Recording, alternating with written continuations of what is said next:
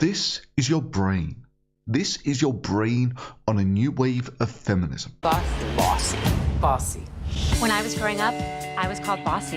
I think the word bossy is just a squasher. Being labeled something matters. By middle school, girls are less interested in leadership than boys. And that's because they worry about being called bossy. Yeah, that's right. What else could possibly explain the lack of women in leadership roles but the word bossy? And what better way to correct that than by banning a word? we need to help them lean in. Words matter. Let's just ban the word bossy. Yes, apparently this is the latest in a string of feminist explanations to explain why there aren't more women in certain fields. I mean, it's got nothing to do with sexual dimorphism in humans, you know, that outrageously sexist reason why we split up the Olympics by sex. The belief that women are somehow a naturally weaker gender is a deeply ingrained socially constructed myth, which of course is completely false. Or the fact that the physical dimorphism is accompanied by behavioral dimorphism as well. You know, as a consequence of having that neural net we call a brain marinated in mostly one hormone or another. Nah, it's got nothing to do with sexual dimorphism in the behavior of humans. It's all down to the word bossy. When I was growing up, I was called Bossy. I think the word bossy is just a squasher. Being labeled something matters. By middle school, girls are less interested in leadership than boys. And that's because they worry about being called bossy. Firstly, with those feminists, like Rebecca Watson. That's right. You, liberal, intellectual guy who has a healthy interest in science and skepticism, but who finds feminism distasteful and would rather not hear about it. You are worse than rape threats. Who told us that sexism and atheism was so bad that a woman could get asked for coffee in an elevator. And that's why there weren't so many women in atheism. While she simultaneously thinks starting a charity fundraiser by spitefully insulting every single male atheist in the audience. It's just funny. I opened with a joke referencing the fact that, hello, YouTube, it's been a while. I've missed you, and I'm guessing that you've missed me too, because I've heard that if a male atheist on YouTube goes too long without calling a woman a cunt, his balls will actually shrivel up and then tuck up inside of him, forming what some call a mangina. Most people got the joke. Most people got the joke. Rule number 1, don't try to be funny, even though you are obviously not funny. Seriously, you start your video by spitting in people's faces and then blame the people whose faces that you've just spat in for not finding it funny. You think that my sarcasm and feminism causes misogyny in the same way that birds flying south for the winter causes the snow to come. No, Rebecca. I think that people are pissed at you was caused by you spitting in their faces for exactly the same reason that I think smoking causes cancer. And then you portray the fact that they're pissed off that you spat in their faces as a reason why you're persecuted and people need to give you money. Or maybe that's the whole point. I'm going to continue speaking out about feminism and harassment of women online. Why? Because it pisses you off. And then we have the pop culture critic who doesn't even like playing computer games because it's gross. And also video games, like I would love to play video games, but I don't want to go around shooting people and ripping off their heads, and it's just gross. So telling people that the reason that she doesn't like playing computer games is because it's gross. Oh no. That won't do at all. That doesn't involve accusing people of sexism or blaming men.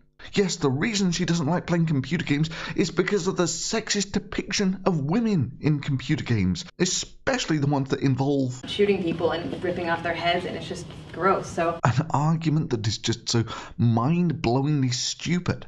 It's like calling Victoria's Secret sexist because they only make lingerie in women's sizes and that they don't use an equal number of men to model their lingerie. Yes, the first-person shooter industry demographic is mostly men because most girls, like Anita here, find that sort of thing gross. I'm still getting headshots. It's like boom, headshot, boom, headshot, boom, headshot. Shooting people and ripping off their heads, and it's just gross. So look, Anita, just because you choose not to play a game that doesn't appeal to you, that doesn't make it sexist. You choosing not to play that game does not mean that you are being discriminated against by an unquestioning boys' club. Is that they're actually trying to maintain the status quo of video games as a male-dominated space. Boom, headshot! Boom, headshot! Boom, headshot! And all of the privileges and entitlements that come with an unquestioned boys' club. I love to play video games, but I don't want to go around shooting people and ripping off their heads, and it's just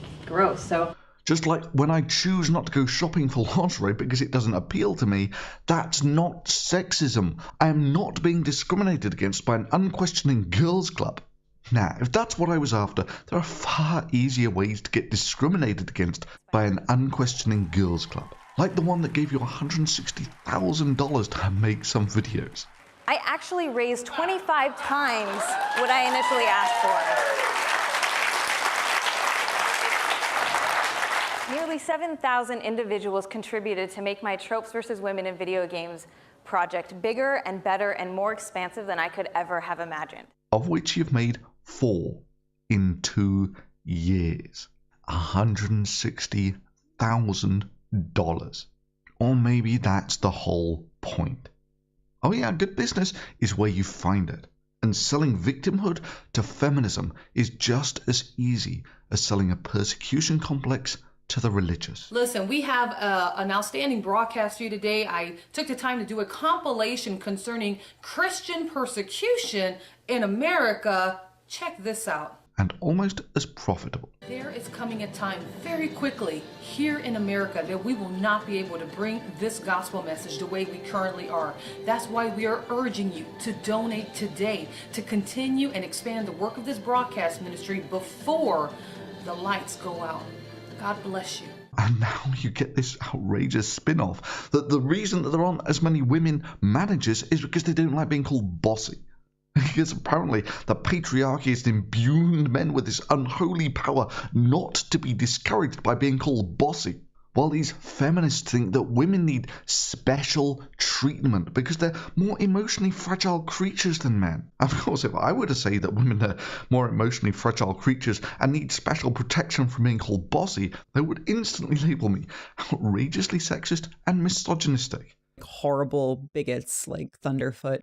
But these feminists think they are showing just how well women can compete on a level playing field by saying that women are too emotionally fragile to handle being called bossy. When I was growing up, I was called Bossy. I think the word bossy is just a squasher. Being labeled something matters. By middle school, Girls are less interested in leadership than boys. And that's because they worry about being called bossy. Oh, the facepalm fails me. Look, let me say it once. Let me say it loud and let me say it clear. Humans are a sexually dimorphic species. Men and women are biologically different, which may or may not mean that women are more biologically emotionally fragile. However, what we call fair in society is equality of opportunity, which in a sexually dimorphic species does not guarantee equality of outcome. In simple terms, the reason that it's men who invariably end up shifting a couch up the stairs is not because of sexism. Men are not conspiring to keep the couch-moving trader boys-only club with all the privileges and entitlements that come with it. It's simply that they're physiologically better suited for it. You know, the same reason we divide the Olympics up by sex without everyone losing their shit and calling it sexism. If you want to call it sexism, it's simple. You have to show that there was not equality of opportunity. Because in a sexually dimorphic species, showing inequality of outcome just doesn't cut it. But setting aside the 1984 style aspirations of being able to control words. This is Band Bossy, take one. I wouldn't mind so much, but one of the women they have on board was Condoleezza Rice. There is a tie between Iraq and what happened on 9/11. Here's a radical notion. Maybe we should ban politicians from telling bold-faced lies to the public to take them into an unjustified war. There is a tie between Iraq and what happened on 9/11. You know, one that'll kill tens of thousands of people. There are no limits. before we worry about banning the word bossy. Just saying. Ban Bossy. Join us to ban Bossy. Oh, you have got to be kidding me. The US Secretary of Education saw this and thought, oh, ban Bossy, that's a really good idea. I really want to be a part of that.